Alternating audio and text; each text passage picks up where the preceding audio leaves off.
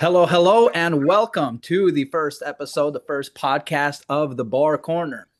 I am Jeremy Forney, as you can tell, fan of the greatest team in, well, definitely Italy, and mostly the world. Italian fan, as you can tell. Here to discuss, with a couple of friends that know a little bit about football, our knowledge and break down some of the things that we know about football in the Bar Corner. With me, I have Chris and Omar. Chris, tell us about yourself. I mean, we're off to a really bad start. The fact that you're discussing how amazing AC Milan are, it immediately takes away all of our credibility right here. So we're off to a winning start. My name is Chris Logan, originally from the UK. I've been a Liverpool fan for 33 years. So I've been a happy Liverpool fan for about 5 years of the 33. Grew up in the UK. I've been in the USA for about 23 years now, working with the soccer industry, most recently of which I'm working with the amazing, the one and only great Colorado Rapids. Great Colorado Rapids. Omar. Uh, Huge fan of Barcelona. Been a fan since I was 11 years old. So for about past 15, 16 years now. I got into them right in their golden age, and then kind of took a little downturn. But then we came back up, and then it's just been terrible ever since. Uh, I currently live in Texas, from Houston originally. Now I'm in San Antonio. I'm active duty military. I don't have any any any sort of history of soccer like Chris or Forney do, but I've been watching it pretty much every day for the past 16, 17 years. So I feel like I know a little bit. That's fine. We bring you on here more for the banter than for any kind of soccer knowledge, Yeah, anyway. Thanks. let me come back to what Chris was saying about being a happy Liverpool fan for the past 5 years. Are you excluding the past 4 or 5 months where y'all been absolutely terrible? Look, They're practically not living look, these past four. you know, I'm I'm still living on the euphoria of winning the Premier League, so it's okay. We're just living in a haze of we're still champions right now, so we'll take that. Um, You got to take aren't all the we small little unbeaten? victories. Aren't we unbeaten in like 7 games too? Did you guys not come out of like a 10 losing streak? Look, if we're talking No, about the here and now, I'm just saying, like you worry about we're the unbeaten for like past. 7 games. If we're talking about the past, AC Milan has a good past, but in their present, they're terrible as well. So We're just giving the world a break. That's all it is. I mean, we win the Champions League 7 times. We're dominating in Serie A. We just have to give the world a little bit of a break. We get our I thought you only billionaire had tycoon A that little buys bit of a everything break. else. Huh? It's been quite a long break. I y'all mean, haven't it's been short. y'all haven't been relevant since I was in middle school, Forney.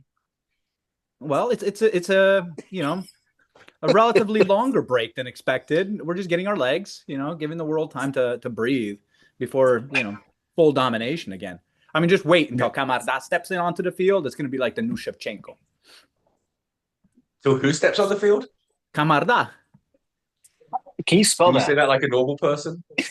Oh, let me put it into the British side. Kamada. Kamada. He sounds like you're excited about him. I don't know who that is. Well, he's basically better than Yamal, but 17 or 18 now. You just got to Jamal's wait for him to 18. get out of. You got to wait for him to get out of Lecce first, and then join Milan, and then maybe score some goals, and then I mean, eventually. that's why he looks good. He's in the Italian league. He can't do that in no other league. I guarantee it. Like Right. Scott Well, McTominay. Scott McTominay, bench warmer in United, starter in what? What didn't he win the Serie A Player of the Season last year? Did. Uh, it's it's true just value. It's true just goes to value. The show the Prem does Serie not A's. know how to value players. The Prem does not know how to value players. Cash money, cash grabs. I mean, look at Kyle Walker. He went from Manchester City winning everything to go sitting bench warmer in AC Milan. What was he on that one? Where's he at now? Hmm. Was it? It starts with the B. Not Brentford. Bournemouth. No, not Bournemouth. Well, who's he with now? Some See private Burnley. Burnley. English team. Really? Burnley. Yeah, he's with Burnley. Terrible team, but Not as lost his bad as leg. Man United. got old with age, lost his legs, can't sprint, can't keep up. But speaking of Man United, Oh, speaking of Man United and Chelsea, both sacked yeah, coaches. I think that they're a prime example of why running a football club as a business rather than a sporting club does not work because Chelsea more than Man United, Chelsea has been investing in youth, hoping to turn a profit on them later on. But to turn a profit, they have to have results showing that the players are progressing, getting better. Not only that, that the players can fit into a system. And while they had a coach like Maresca who could make work what he had at hand, he couldn't show progression for any particular player. And even Cole Palmer, who they, for whatever reason, voted into the FIFA Pro 11 of the year, he hasn't scored since what, October, I think. And even then, I think that was a penalty. So I don't know. It'd be interesting to see. I don't think Man United is going to be smart in their decision making because it sounds like they're bringing back Ole, which is a terrible decision. But we'll see what happens. No, I find it crazy that Amorim essentially just went, well, Maresca just quit. So I'm just going to talk about my team and make them sound terrible and just wait for the axe too. It's going to happen. So No, just, he definitely went scorched earth on it. oh, yeah. You could definitely tell he was to the breaking point where he said, you know what, either fire me or keep me, but I'm not keeping my mouth shut anymore. And 24 hours later, he was relieved of duty. Didn't they catch It's him and his crazy wife thing. just happily walking the dog like into the city? Like, oh, yeah, this is Well, great. I think his buyout is somewhat of $10 million. So you're gonna tell me he went into a job? Yes, he was stressed out for what 9, 10 months, but now he's getting paid to just sit on the couch for the next couple of months until he finds another position. I mean, I wouldn't be upset at that either. No. Especially now, I don't have to coach Man United anymore. I mean, Yeah, it's no kidding. that's a blessing itself. Yeah, I mean, did you not think it's weird that the last two Premier League managers of the month were Maresca and Amorim, Yo, and both now they're fired. both gone. and they Both gone. both and they both gave their teams the best season they've had in what 6 years, 6 seasons, 5 seasons. Definitely not Emery. Yeah, Amorim was not good.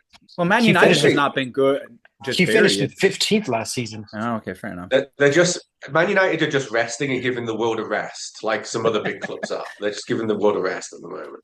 I think Man United is just trying to say, you know what, we don't want to deal with Man United fans. Like that's the biggest boss. Just get rid of the Man U fans and we're good.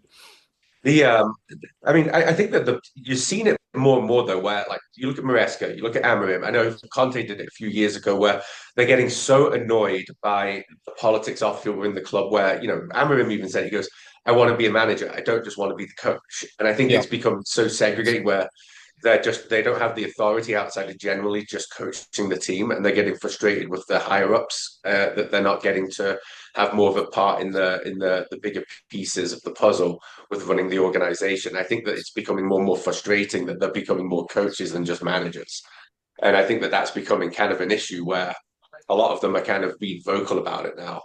That it's Yeah. it's not it's not them running the team, the I, I, organization. I think that the biggest partnership that you need to have in a club is between the sporting director and the manager because those two, the sporting director will go out and decide who they purchase, but that's based on what the manager says they need. So while the manager might say, "Hey, we need, I don't know, a fullback," and he gives out a player that he wants, like a Kyle Walker in his prime, the sporting director say, "Hey, well, that's fine and dandy, but we can't afford him. So we'll get you this player. How does this fit?" And if he gets him a player that doesn't fit his system, then you run into the situation we had Amarim, for example, where he's saying that he wants to be the full time manager, not just a coach. So I think Man United is just going to keep on turning coaches in and out, and I don't think they ever will get it situated until they figure out who they want to be as a club, which is sad to say because for the longest time they didn't have that issue with Alex Ferguson. But you're not always going to get those one in a lifetime managers like that puts their foot down and says, "Hey, stop with the bullshit. This is how it's going to go because I said it or I said so." So I don't know. It's interesting, But it's but definitely been a growth, a definite trend with a lot of teams where they're just getting random players. Teams are shelling out 50, 60 million now for a player. And then management goes, well, I bought you this player. I want you to play him. We want the Yep. value up. And you can definitely see it with Chelsea. It was all about player value, not even about where they're going to get into the league. And even finding coaches that work well with their sporting directors to go and buy the players that they actually need. I mean, I'm going to go back to even with Milan with their transfer season when Paolo Maldini was there and Pioli needed a left back, he needed center back, he needed midfielders and strikers. Who do you get? Teo Hernandez. You bring in Rafa Leao. You bring in Salemakers. You bring in players that are actually going to fit the system, and all of the ones that they bought under that regime are the ones that are still starting. Then you go to all the rest of them where they just went, well, you need a striker? How about we just get you Nkunku? That'll work. I don't know for what, but sure. When Alex Allegri really all he wanted was, a Rabiot for cheap. But we went and spent 35 million on Nkunku. We went and spent 35 million on Jashari to sit the bench, and then we just get Luka Modric and Rabiot on the cheap. Yeah, I think signing a 41-year-old midfielder at the end of his career was a great decision. I don't think there was a better option on the market for y'all. Hey, Milan has the history. When we're struggling, we bring in the 4-year-olds. We did that with Zlatan. We did that now with Luka Modric. We tried to do that before with Kaká and Shevchenko, and on their second returns. Milan just wants to bring back the good old days. I think that every club has their own identity, and at this point, AC Milan is just known as a retirement club. So good for y'all, giving the old people a chance. Who knows? Maybe they sign Chris next. I don't know. Maybe I don't know. I mean, I'm in the age range. I think you're a little too young. A little too young. You're not old enough yet. The good thing is, at least Milan can say we have a Ballon d'Or winner on our field. Whoa. At least we can say that. Where's Barcelona's Ballon d'Or? I mean, you can tell when we have our best players, we're one of the best teams in the world. I think the game against Athletic Bilbao was a sign of the potential we have when we're all firing on full cylinders.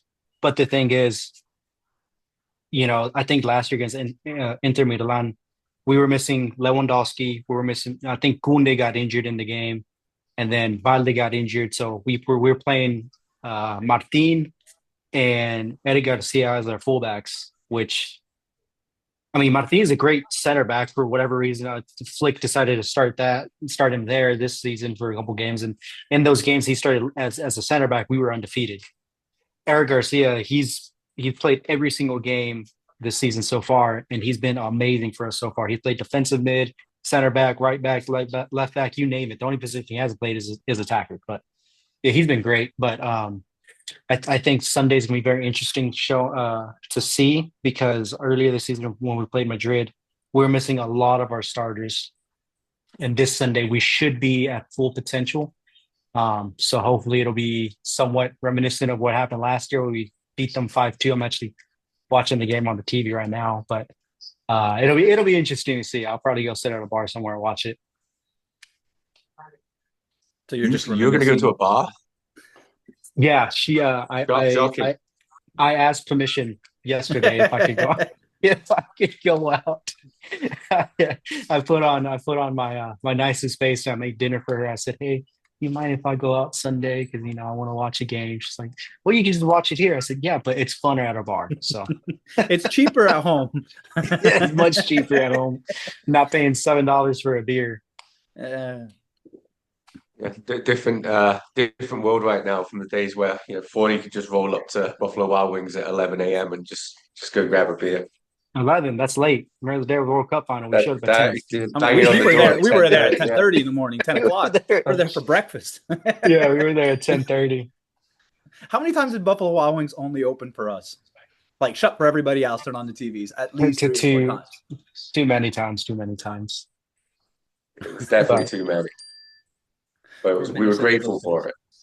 Grateful for the post-COVID reactions of being able to watch soccer all day. Yeah, what was the day where Man United lost like 5-0 to someone who was like Spurs or something, and we were I was in a good mood, and then later that day Villa thrashed Liverpool 7-2. They lost. I remember that being, yeah. I think they lost 6-0. Man United lost 6 or 7-0, and then Tyler was there. I remember him laughing, and then the Liverpool game came on, and it started getting ugly. And I was hoping and praying that they would score 8 goals on y'all, just for the fact that Hate to see earlier it. that year, yeah, earlier that year was when Barcelona got beat by Bayern. So I was hoping and praying, but I mean, y'all lost 7-3. Still embarrassing to an Aston Villa team who had what Jack Grealish and who else was in their team at the time? I All I can't remember was it recall. was embarrassing. That It, was it was embarrassing. a great time. I remember Tyler was ordering shots. He was he was trying to mentally leave there. It I don't was think he was hilarious. there at all. No. So at least we were entertaining back then. I feel like that's gone out the window these days with slot ball the last several months. Liverpool are not entertaining to watch anymore. Well, I Uh, mean, last year y'all had a good team, and this brings us into the next discussion. When you spend 575 million in a single transfer season, you have all these new players come in, hoping and praying that they fit into your system, and they don't have enough time to acclimate to what you're asking for. This is the result, right? Because you signed Isak, who's the guy you got Hurts, from Frankfurt, Benteke. the yeah, Inteke, Wirtz. Who else did y'all get? Y'all got a lot of players for a lot of money. And the thing is, they're all individually amazing players, but do they fit into the system in which y'all play as a team? I don't believe so. And as a result of that, y'all are relying on the players y'all had last season, but y'all lost. Who did y'all lose over the transfer season? Alexander Arnold, and help me out. Who else did y'all lose? We lost Darwin Nunes. Well, can't say you're missing much there, but I, I also think there's a direction. So for me, it's with Klopp, Liverpool were all about intensity, fast tempo play, and Slot seems to last year we had a good year, but I think the league was generally down. yep, And I think that when we watch Liverpool look to slow the tempo of the game and have a lot more control of the ball, and I think that that way of playing just is different than what the existing core group of players were used to under Klopp. And as a fan, I just feel like it's less entertaining. It's more predictable. They go sideways a lot more, and it's just slower and it's just not as entertaining. When Liverpool had a bad year under Klopp, one thing you could guarantee is they were always still entertaining. Whereas right now they're having a bad year, and it just looks like that some of the energy's been sapped out of them. Look at yep. the best performance of the season, probably the Real Madrid game, and it was fast. The tempo was really quick. The running was really hard. There was sprinting everywhere, and it looked like a Klopp team. And all of a sudden, it's gone backwards to this kind of slow, kind of almost more methodical way of playing, so to speak. And I just don't know if it suits the way that a lot of these players are. But I think the integration of the new players is certainly something to do with it too. But as a fan, at the very least, I think that we at least want to be entertained by what we're watching, and it is not entertaining right now. Do And you I think think that when that's y'all an issue. do you think when y'all played that Real Madrid game, because that was when y'all were going through that tough spell? Do you think that when y'all played the game, there was an extra emphasis on beating them because of the fact that Alexander Arnold was there? I Just bet to there just was to some just motivation. to just to give them the finger, just like tell them, hey, this is who we are. We're still beating you, even if you're not here. Do you think that was the extra motivation in the fact that y'all won that game? And I think that was the stretch in which y'all lost what six or five games. I mean, it certainly could have been a point of motivation, but they just looked so up for that game, and it just looked like Liverpool again. You're like, where's this Yeah. team been? And so, at the start of the season, though, you kind of thought, first game of the year when we beat Bournemouth, 2-0, cruising. Bournemouth come back tied 2-2, 20 minutes left, and we go down the field and just score two. And like, okay, this team's going to be able to score whenever they need to. And turns out Mhm. that's not been the case. So I just think that uh, we just look a bit lost right now in terms of our identity compared to what we did under Klopp. And that's been unfortunate because as a fan, you wanted that successor to continue on with what Klopp was doing. So it's been a little bit disappointing, but definitely the newbies as well coming in, with the adjustment and everything. I think Verts has had to get adjusted to the speed of the Premier League and the physicality, for sure. Wait, And then fine. Kirk as at left back is not like watching him against Arsenal yesterday. I mean, he gets beat down the side 3 or 4 times. Like he's not a good defender at the moment. So I don't know. He seems like he's a suspect sign. Is he that much? is he that much better than Robertson, or is Robertson just injured right now? I think Robertson's the better left back right now. Kirk gets beat way too easily. So I don't know what he brings, what value he brings on which side of the ball yet. No, I think the only way you bench Robertson for him is if you feel like Robertson's losing a step or two in age, because Robertson's what 31 now, 30. I think He's he's older he's than he's not as young as he used to be, obviously. So I think that that'd be the only rational reasoning as to why you make that decision to bench him in favor of him. But who knows? Who knows what goes through their minds when they come up with these lineups? I mean, yeah, it's definitely not fun though. the No, coach all of a sudden has just been given a plethora of new players, trying to fit them in. Management telling them they got to play them. Pressure on the I, I'm players. I'm also curious if that was his doing and saying, "Hey, I want these players," or if that was the board deciding, "Hey, we have this influx of money, we have to spend it somehow." I wonder. I'm really curious as to how that decision making went down. If it was more on the coach saying he needed these players, or if that was just the board saying, "Hey, we're going to get you these players." I think Yeah, I it's mean, a, it's a, I think you look at Frimpong and go, Frimpong had to come in at right back because we'd lost Trent. Right. And then you look and go, Robertson's getting on a bit, so we need another left back. So you bring in Kirkes. But yeah, I think in the midfield and up top, I don't know if it was just feeling like they needed a little bit more reinforcements. I can see through the middle like why you needed a nine with Ekiteke or Isak. I think we did need more of a true niner. I think Nunez was the answer. So I think bringing in a goal scorer. But yeah, I mean, and with Salah getting older as well, but at some point you're gonna have to address that somehow. Yesterday against Arsenal, I think they played Frimpong out wide on the right, and they just had him as a Yep. true winger. Uh, Mhm. but I think that they still need to figure out what's going to click up top. I think they should just play a two front. They should just put up right now uh, Isak and Ekiteke when they're both fit. But then the problem is where do you play Salah? You know, how Yeah, do you because he's fit not gonna him in? play. He's not gonna play the right side of midfield. That's for sure. He's not. No, He's no, not the type to track back. but right now he's not no. playing anything at all. Right now Well, he's been he's in exonerated, benched, and left behind.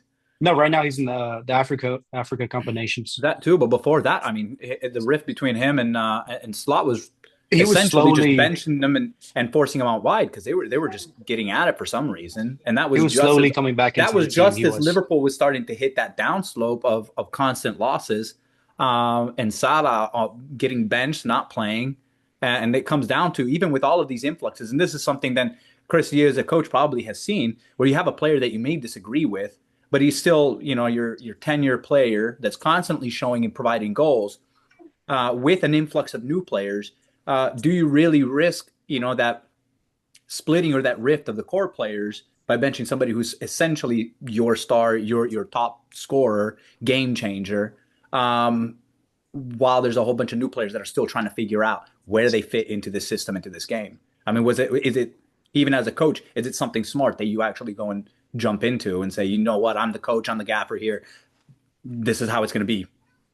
I think it comes down to expectations too, and I think this is what we were talking about earlier. Is it just so much player power now that you can't? Because if a player is significantly underperforming, like Salah has been, then at some point you have to say, okay, I need to give someone else a go. You're not performing, or you're playing so many minutes at your age. Maybe we need to rest you a little bit, so you've got higher energy levels for other games, and we can help avoid injury. But yeah, I mean, I think a fully fit Salah, like he has to play his position. You have to play a front three and figure out what it looks like around that. But with the way he's been playing this year and he's not been on, I would say, do you play the two nines that you have as two strikers? And figure out what it looks like behind that, which I think they did in one of the Champions League games. I think they played one of the more recent away games in Champions League. I think they were playing a 4-4-2 with a diamond, and they were just trying to overload the midfield. And we won the game, and it looked fairly promising with the two up top. So something that certainly I think that they're looking to play around with in the future. Yeah. Isn't one of the strikers injured right now? Isn't Isak injured right now? He's Yeah. that broke his leg. Yeah, Oh, Slightly injured. so yeah. you won't have the issue of where is he going to play right now. I even So think he'll he can be play. You can play Salah in the front too, though. Like I know Klopp occasionally would play Salah through the middle in the 4-3-3. So I think Salah could figure it out. He's a good enough player. He'll drift more to the right side, which in the front two you can drift to the sides anyway. So I think he'd be able to do it. But I think it just depends on his again. He's got to come in and perform because we haven't seen the best of him yet this year. Do you think, because isn't Liverpool going to bring in somebody to not replace Isak, but essentially to cover up for the rest of the season for him? But is Liverpool, do you think Liverpool is going to jump anywhere in the transfer market to do anything to make So changes?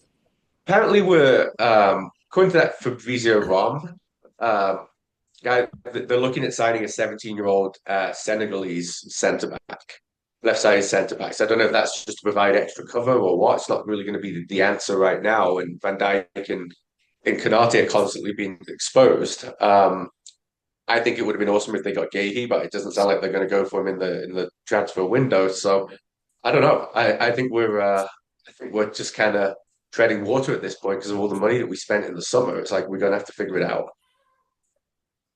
I mean, when you spend five, like Omar said, 570 million, you kind of have some expectations for the players and Oh, run out what they have.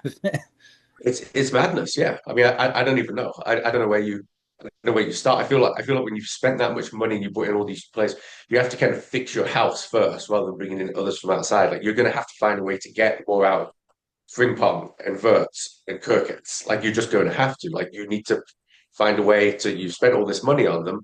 You've got to find a way to increase their performance level. So to me, I think we've got to fix the group we have, but I think we have to fix the identity of the team. I think they have to get back to this is who we are and what we're going to do, and they look lost right now. So I think as a fan, I would want to see that core identity come back of the team and that intensity and the speed of the play and start there, fixing it within to begin was the way I would go. Mhm. And then the question is Slot actually the coach that can be able to reinstill, the energy? Because I feel like even last season when they did play, they kind of played more off the back of what Klopp had already created. This is his Yeah. first big insight, his big money splash to create and force his game style. And now is he actually able to create a team dynamic? Because we know that there's coaches that like Zinedine Zidane that really kind of played off of a team built before, was just able to play with the players he had, did great. But then you have the coaches that are actually able to go and develop and build. Oh yeah, no. I think that if Klopp was Liverpool manager last year, I think we were in the league with more points. I think we won the Premier League with the least amount of points in years. So I think that just shows that the league was kind of down, and we kind of took advantage. Like Man City had a bad year, that's why we won it really. And I think that now it's one of those where the league's maybe rebounded a little bit, and yeah, Slot's going to have to show how good a manager he is now. And yeah, I But mean, it's a no, I pretty guess, big shadow. huh? It's a pretty big shadow that Klopp's left. It's No, it's no. it's a monumental task. So I don't know. I think we're going to find out here in the coming months how good a manager Slot is. But I'm of the opinion we give him some time. He did win the Premier League with us. Give him time. Let's see if we can rediscover whatever identity he's looking to create with all these new players, and let's go from there. Let's be patient with it. He won us the league. Let's give him this season for some grace and see if long term he can find the solutions. Yeah, but I think the Prem as a whole, especially with the amount of money that's being pumped into every single team. I mean, not just Man United and Chelsea, which are the struggle buses, but you look at Arsenal pumping in a tremendous amount of money. You see Newcastle, you see Nottingham Forest, you see all of these teams that normally aren't much, but the Prem has 10, 15 teams that can spend over 200 million on a transfer season. You're gonna I'm find gonna, those. I'm gonna step in. Don't include Nottingham Forest in there. Just because they can spend money doesn't mean that they're great. I They didn't had say a that. great I didn't they say had they an were. they had a great season last year, and then they fired their coach. Now look at them; they're in the bottom 10. So I wouldn't consider them in that group. I'm not Newcastle, considering Nottingham Newcastle, Forest yes, or Man United or Chelsea great teams. What I'm saying is that they can still splash 200 million and cause an upset when it does come. It's not just, what was it a few years ago? Wolves, as they just entered the Prem, had a bigger transfer budget than than every team other than the top three or two in Serie A. Like AC well, Milan, AC Milan had a lower budget than Wolves, and Wolves had just walked into the Prem. But what I'm saying is, essentially, these teams can just buy anybody. And because everybody looks at price tag, not talent, they're kind of like, oh, 50 million? Oh, well, that's going to be a good player. And they just buy based on price tag, essentially. And so they bring in all of these. And the Prem now is the deepest league in terms of teams. You have Arsenal, Manchester United, Manchester City, Chelsea. Occasionally now you have teams randomly jumping up the line. You have Newcastle always being a challenge. I mean, it's not Isn't an easy Aston league. Villa in third or second right now? Yeah. Yeah. So it's a strange year. I'm curious to see where they finish. There, I don't think they'll win the title, but I think Arsenal's going to slip up, and it'll probably come down to Man City or Liverpool because I'm just Arsenal's going upset. to slip up. I'm just upset that Liverpool is having such a terrible season, but every other team up top has decided, you know what? We'll do bad too. Here's a As spot in the well, Champions League, Liverpool. the It thing was is, as great terrible for as them. they're doing, they're still in fourth place. I So know how that's bad of a season is it? Is that to show that even in a bad season for Liverpool, their standard is so high, or that the rest of the league is struggling that much this year as well? So you gotta take it with a grain of salt. They're all taking points off of each other, but I think the Nottingham Forest thing's a great point where they're having this great year, but they pumped all this money in, and then the owner's mad at Nuno that they might miss out Champions League rather than being grateful for we're significantly overachieving with what we're doing with this season, but instead it's been ungrateful because well we spent this money and I'm the owner, so I'm going to get so I get to be mad. So it's that same ownership overstep that we were talking about earlier, where it's creating such a rift between administrations and coaching staffs that it's creating a lot of bad blood, and it's not providing these clubs with being in this going in the same direction because everyone's at odds and in battle because of disagreements about where we should be going or what we should be doing. So it's just another sign of how these owners are overstepping, and it's creating all sorts of confusion and differences in expectations in these clubs. yeah. That's why I feel like that's why I almost feel like the Premier League should follow the model that the league La Liga has, whereas there are no owners, they're just presidents. You get voted in, and then you're able to do whatever you want with that. Not necessarily whatever you want with that club, but within some constraints. And if the fans feel like you're not doing enough with the team, or you're not doing a good enough, or you're not doing a good job, they can vote you out. So I feel like the Premier League would probably benefit from that too, because I guarantee you, if Man United had that model, they would have changed presidents, 3-4 times by now. So Oh yeah, Yeah, I don't know. but it's not just about the presidents. I mean, you look at the systems that they try and do to protect other systems. Financial fair play was there to try and balance things out. But if a team already has the biggest budgets, biggest fan bases, tremendous amount of money, that's stopping other teams from being able to develop and create the teams that are going to be able to challenge. It creates that floor. Not You look at necessarily but because you look at hold Barcelona. on, because you can't use financial fair play and large teams with budgets as an excuse as to why other teams can't challenge. Because I'll take you back to 2018 when Leicester City won the league. Look at their budget. It's not it's about it's spending the most. gonna It's about happen. It's building a gonna team that happen. It's works. gonna happen occasionally. But what it did is it created a bigger gap from the rest of the leagues and the rest of the teams that couldn't do it unless you're the Prem and some owner like Nunez or is just gonna pump in 250 million. Newcastle, the same thing. That's where the money is. But even with La Liga, you have Barcelona that can pull how many levers right now that they can pull that other teams wouldn't even like. They turn into financial crisis. Barcelona is just sitting there like at a bar tap, pulling levers down, filling up beer and just saying, well, we got out of this slump. You can't, no other team in La Liga can do that. So As much as we struggled financially, if you look at us right now, the the level that we're playing at, I am more than satisfied with, given the situation we were in 5 years ago when Xavi took over. If you were to tell me 5 years ago, hey, you're gonna be in the semifinals of the Champions League, minutes away from making the final, I would be happy with that. And I mean, we won 3 trophies last year, given it was a domestic treble, but still, we won La Liga, the Copa del Rey, and then the Super Copa. So I mean, it's yeah, we've done some shady things and pulling levers and things like that, and we're gonna give up some money for the next 25 years to be competitive now. But eventually, we're gonna find our way back on that high horse, and we're gonna be challenging for Europe once again. Like I think this year we'll make a pretty deep run. Will we win it? I don't think so. Just because the high line thing, I think the high line he needs to either I think he might run into the issue with that Ruben had at Man United. You gotta adjust your system to what you're playing against. And I think if we had stopped playing the high line against Inter Milan last year, we probably could have won that game. If we would have just sat back and absorbed some pressure a little bit, I think that Cherby doesn't score on us, and we're in the final. Will we win that final against PSG? Probably not, because they were a great team. So I don't know. Yeah. On that note, we know that Barcelona can pull any lever, and then they get lucky with an academy that pulls out 6 of their starters Amazing currently. players. I mean, talk Amazing about the players. worst. For the rest of the world, we're watching, hoping Barcelona does their cave in for all of their poor financial decisions, and nothing happens. And Just Liverpool go through a terrible season, and we're look at all look hoping at to see our it collapse. look at our team right now. How many of those players came through the youth academy? Yamal, Eric Garcia, Gavi, Pedri. Fati. No, Pedri did not. Did he not? I thought he came through. No, we bought him from Las Palmas for, I think we bought him for 5 million, which is a steal for the player that he is. But like if you look at our bench, our starting lineup, maybe 10 players came out of our youth academy. Yeah. And then you look at all the players that in the past came through our youth academy. I don't think there's a club out there that competes with us.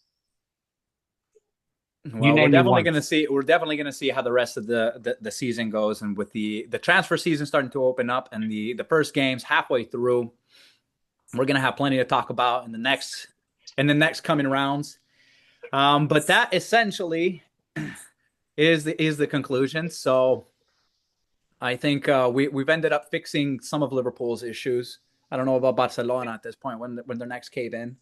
But to everybody that was able to sit in, thank you for sharing, participating in the very first Bar Corner chat with me, Jeremy Forney, Chris Logan, and Omar Gaitan.